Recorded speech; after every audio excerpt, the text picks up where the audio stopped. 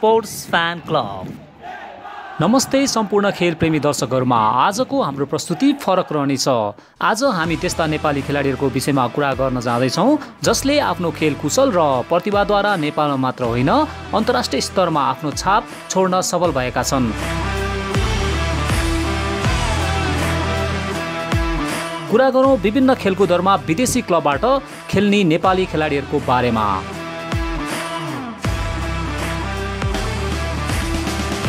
नेपाली फुटबलको सबैभन्दा सेलिब्रेटेड नाम मध्ये एक हो हरि खड्का। राष्ट्रिय टिमको कप्तान समेत रहेका खड्का नेपालका सर्वाधिक गोलकर्ता पनि हुन्। राष्ट्रिय महिला फुटबल टिमका प्रशिक्षक समेत रहेका खड्काले सागमा नेपाललाई स्वर्ण जिताउन नसकेपछि राजीनामा दिएका थिए।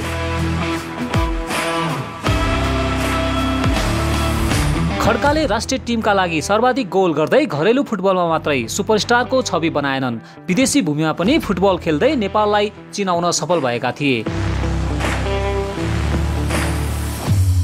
1994 मा रानीपोखरी कर्नर टिम आरसिटीबाट घरेलु फुटबलमा डेब्यू गरेका खड्काले 1995 मा राष्ट्रिय टिममा स्थान बनाए भने 1996 मा विदेशी लिगमा खेल्न सुरु गरिसकेका थिए।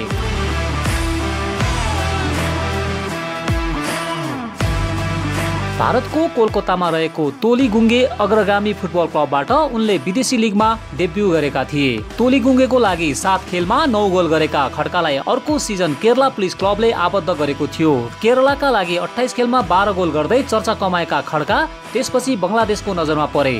बङ्गलादेशको ढाकामा रहेको मुक्तिजोधा संसद क्लबबाट उनले एक सिजन खेले भने लगत्तै अर्को वर्ष उनलाई मेक्सिकोबाट खेल्ने अवसर आएको थियो। उनले मेक्सिकोको तत्कालीन एटलान्टे सिउडाडे मेक्सिको हाल एटलान्टे फुटबल क्लबबाट मेक्सिकन लिग खेलेका थिए। मेक्सिकन लिगमा एटलान्टेका लागि उनले गोल नगरे पनि उत्कृष्ट प्रदर्शन गरेपछि सन् 2000 मा उनलाई मेक्सिकोकै अर्को टिम प्रेपा पुमाजले आबद्ध गर्यो। हरि खड्काले व्यावसायिक फुटबल सुरु गरेको केवल 6 वर्षमै 4 देशका 6 वटा क्लबबाट फुटबल खेल्न सफल भएका थिए। मेक्सिकोबाट पनि उनी फेरि भारत फर्किए। भारतको महिन्द्रा युनाइटेडबाट खेल्न आएका खड्कालाई अर्को सिजन भारतीय घरेलु लिगको सर्वाधिक सफल र लोकप्रिय टिम मोहन बगानले अनुबन्धन गरेको थियो। सन् 2001 देखि 2002 सम्म मोहन बगानका लागि उनले 37 खेल खेल्दै 12 गोल गरेका थिए। सन् 2003 मा पनि उनी नेपाल फर्किए र 2006 सम्म नेपाल पुलिस क्लब तत्कालीन महेन्द्र पुलिस क्लबबाट ए डिभिजन लिग सक्रिय भए।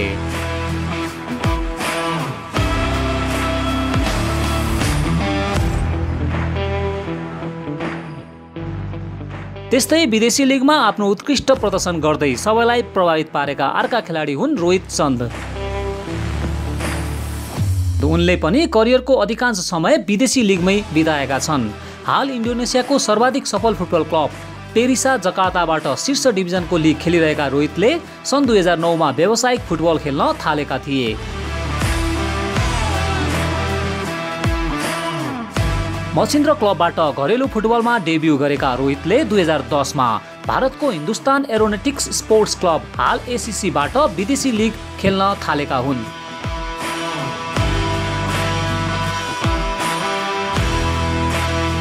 त्यसयता उनी विदेशी लिगका हटकेक रहँदै आएका छन्। 2 वर्ष हालको एसीसीमा खेलेपछि उनी पीएसपीएस पेकानबारूबाट फुटबल खेल्न इन्डोनेसिया हानिए। त्यहाँ उनको प्रदर्शनले पुरै इन्डोनेसिया प्रभावित भएपछि उनलाई 2013 मा पेरिसिजा जकार्ताले अनुबन्धन गर्यो। त्यहाँ 2 सिजन खेलेपछि उनी 2015 मा मलेसियाको क्वाला तेरेङ्गानुमा रहेको क्लब टी टिमबाट खेल्न थाले। टी टिमबाट एक सिजन खेलेपछि उनी 2016 मा नेपाल फर्किए र मनाङ मर्साङदी क्लबबाट खेल्न सुरु गरे।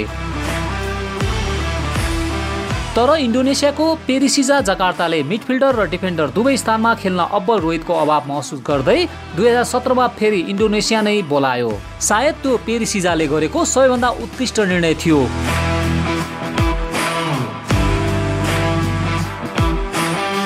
किनकि 2018 को सिजनमा उनले उत्कृष्ट खेलाडीको अवार्ड जित्दै पेरिसिजालाई लिगा 1 च्याम्पियन नै बनाए।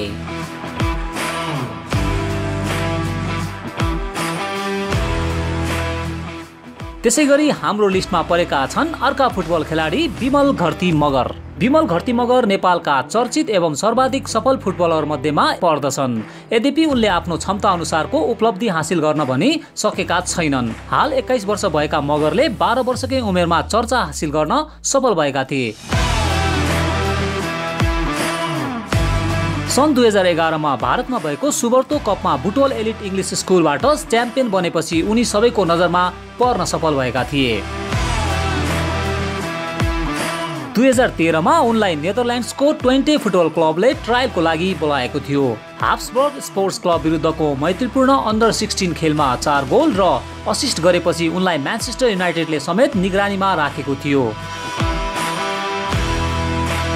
ट्वेन्टे क्लब उनको प्रदर्शनबाट प्रभावित भए पनि श्रम कानुन र फिफाको नियमको कारण 16 वर्षको उमेरमा उनलाई आबद्ध गर्न पाएन।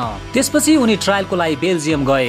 उनलाई रोयल स्पोर्टिङ क्लब अफ इन्डरलेटको अन्डर 16 टिमका लागि ट्रायल दिने अवसर बङ्गलादेशको अन्डर 17 टिमका पूर्व प्रशिक्षक रेन कोस्टरले मिलाइदिएका थिए। सन् 2014 मा विमरले एन्डरलेक्टरको अन्डर 19 टिमसँग सम्झौता गरे र युरोपमा व्यावसायिक फुटबल खेल्ने पहिलो नेपाली फुटबलर बन्न सफल भए। तर त्यस सिजन उनको टिम कोपा डेल अगाताको उपविजेतामा सीमित हुन पुगेको थियो। सो प्रतिस्पर्धामा उनले 2 गोल गरेका थिए भने चोटका कारण केही खेल गुमाउन पुगे।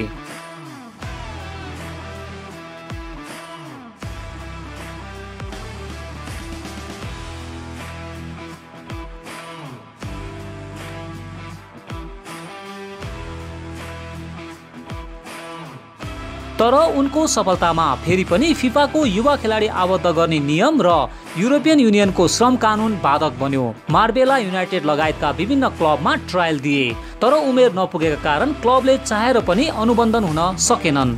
सन् 2015 मा उनले सुदूरपश्चिम फुटबल क्लबबाट सिनियर टिममा डेब्यू गरे। डेब्यू खेलमै म्यान अफ द म्याच बनेका विमलले त्यसको 2 वर्षपछि भारत गएर खेल्न थाले। कोलकाताको सफल क्लब मोहन बगानले उनलाई सिजनको उतार्धमा अनुबन्धन गरेको थियो।